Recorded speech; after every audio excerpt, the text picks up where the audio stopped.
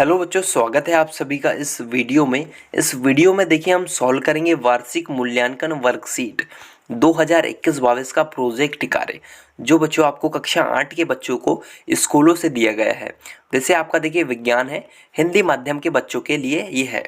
इस वीडियो में बच्चों हम खंड ब का संपूर्ण हल देखेंगे और इससे आगे आने वाली वीडियो में हम खंड अ का भी सॉल्यूशन देखेंगे। साथ ही खंड ब के सभी जो आपके विषयों के भी सॉल्यूशन हमने अपलोड कर दिए हैं। तो यदि आपने नहीं देखा तो इस वीडियो के डिस्क्रिप्शन बॉक्स में आपको सारी वर्कशीट के हिंदी, गणित और अन्य सभी सब्जेक्ट के जो आपको सॉल्यूशन के लिंक दे दी गई है। सिर्फ एक क्लिक में आप सभी जो है प्रश्नों के उत्तर लिख सकते हैं प्रोजेक्ट कार्य के।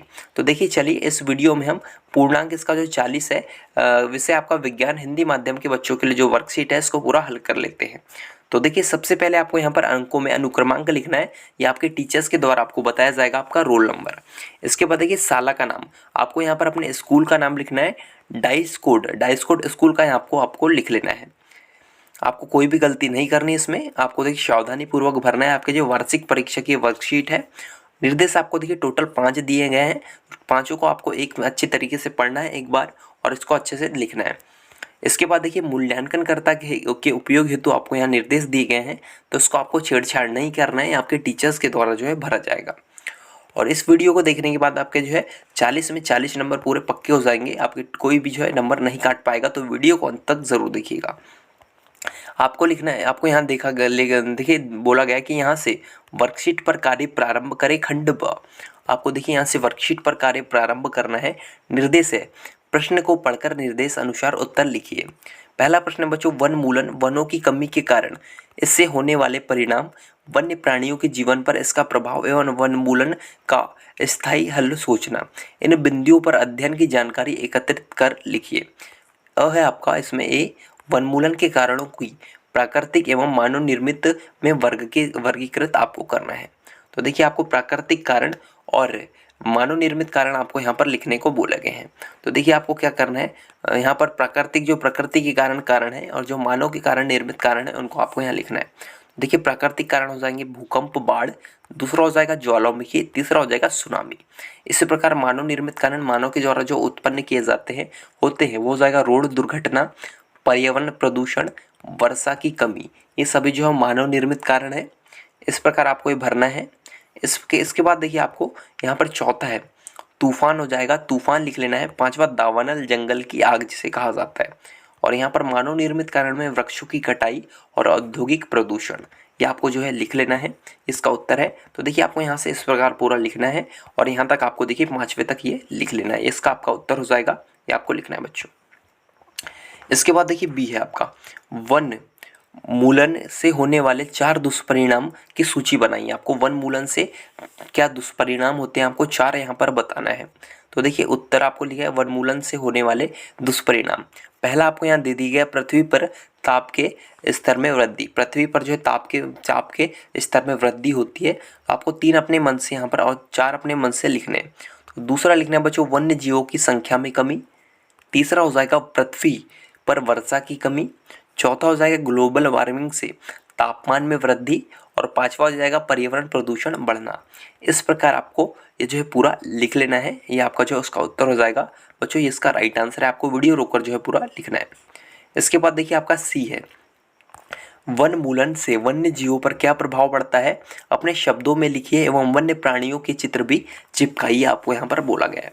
तो देखिए सबसे पहले आपको वनमूलन से वन्य जीवों पर क्या प्रभाव पड़ता है यहाँ पर लिखना है। तो उत्तर लिखना बच्चों, वन्यमूलन के कारण वन्य जीवों की संख्या में कमी हो रही है तथा उनके आवास समाप्त होने के कारण वन्यजीव अन्य क्षेत्रों में पलायन कर रहे हैं। यह आपका जो इसका उत्तर हो जाएगा। और यहाँ पर आपको बॉक्स दिया हुआ है, ये आपको उत्तर लिखना है। इसके बाद आपको यहाँ नीचे बॉक्स दिया हुआ है, इसमें आपको जो चित्र चिपकाना है। तो इसमें आपको क्या बोला गया है कि वन्य प्राणियों के चित्र चिपकाइए। तो यहाँ पर आप देखिए वन्य प्राणियों जैसे जो बंदर आपका हो जाता है, शेर, हिरण, इस प्रकार आपको जो है यहाँ पर चित्र चिपकाना है। तो देखिए आपको यहाँ कुछ चित्र चिपकाना है अपने हिसाब से वन्य प्राणियों के। तो देखिए बच्चों आपके स्क्रीन पर यहाँ पर आपको कुछ वन्य प्राणियों के जो चित्र दिख रहे होंगे, तो आपको वीडियो को रोकना है और इस प्रकार से आपको अपने जो यहाँ पर जो चित्र चिपका लेना है। ये आपको जो है चित्र इस प्रकार आपको चिपकाना है। अपने किसी भी नोटबुक, पुरानी नोटबुक से निकाल कर आपको यहाँ पर चित्र चिपका लेना है। इस प्रकार से आपको वन्य प्राणी के जो चित्र दिख रहे हैं 4-5, इसी तरीके से आपको यहाँ पर चिपकाना है। तो आई होप आपको समझ में आ गया होगा आपको किस प्रकार से चिपकाना है। तो चलिए हम आगे बढ़ लेते हैं। तो आगे आपको क्या बोला गया है, डी, राष्ट्रीय उद्यान किसे कहते हैं? मध्य प्रदेश में स्थित किन्हीं 2 राष्ट्रीय उद्यानों के नाम आपको यहाँ पर लिखने हैं। तो उत्तर लिखना है बच्चों, राष्ट्रीय उद्यान ऐसा उद्यान होता है जहाँ किसी वन्य पशुओं अथवा पक्षियों को राष्ट्र की प्रशासन प्रणाली द्वारा औपचारिक रूप से संरक्षित किया जाता है। मध्य प्रदेश के 2 राष्ट्रीय उद्यान, पहला लिखना है बच्चों कान्हा किसली राष्ट्रीय उद्यान, दूसरा पेंच राष्ट्रीय उद्यान। इस प्रकार से आपको राष्ट्रीय उद्यान की परिभाषा और मध्य प्रदेश के 2 राष्ट्रीय उद्यानों के नाम यहाँ पर लिख लेने हैं। इसका उत्तर आपका हो जाएगा। इसके बाद देखिए आगे ई है आपका, वन और वर्षा में क्या संबंध है? वन और वर्षा में क्या संबंध है आपको बताना है। तो उत्तर लिखना है, वन और वर्षा में संबंध, वनों से नमी रहने के कारण तापमान कम हो जाता है तथा जलवायु परिवर्तन होने से वर्षा होती है। जल का बहाव वनों के कारण कम होने से बाढ़, भूस्खलन जैसी घटनाएं नहीं होती है। ये आपको जो है बी वाला उत्तर लिखना है, वनों और वर्षा में जो है संबंध। ये आपका इसका उत्तर हो जाएगा। ये आपको लिख लेना है वीडियो को रोककर। इसके बाद देखिए आपका एफ है, हमें कागज की बचत क्यों करना चाहिए? उन कार्यों की सूची बनाइए जिसके द्वारा आप कागज की बचत कर सकते हैं। तो आपको कागज की बचत हमें क्यों करनी चाहिए बताना है यहाँ पर। उत्तर लिखना है बच्चों, कागज का निर्माण बांस एवं अन्य पौधों के द्वारा होता है जिससे वनस्पति और अनेक पौधों की जो भारी मात्रा में कटाई होती है। इस प्रकार हमें जो है यदि प्रकृति या फिर पेड़ पौधों को बचाना है तो हमें कागज़ की बचत करनी चाहिए। और आगे आपको लिखना है कागज़ की बचत करने के उपाय। तो आपको देखिए पहला लिखना है, कागज़ के स्थान पर कपड़े की थैली का प्रयोग कर हम कागज़ की बचत कर सकते हैं। दूसरा, कागज़ का पुनः चक्रण एवं पुनः उपयोग करके हम इसका जो बचत कर सकते हैं। और तीसरा, रद्दी कागज़ से उपयोगी सामग्री का बनाना। इस प्रकार हम जो है कागज़ की बचत कर सकते हैं। तो आपको बच्चों ये एफ का जो पूरा उत्तर है ये आपको लिख लेना है यहाँ पर। ये इसका राइट आंसर है। आपको राइटिंग अच्छे तरीके से समझ में आ रही होगी, सिर्फ आपके लिए ये तैयार किया गया है इतनी अच्छी राइटिंग से।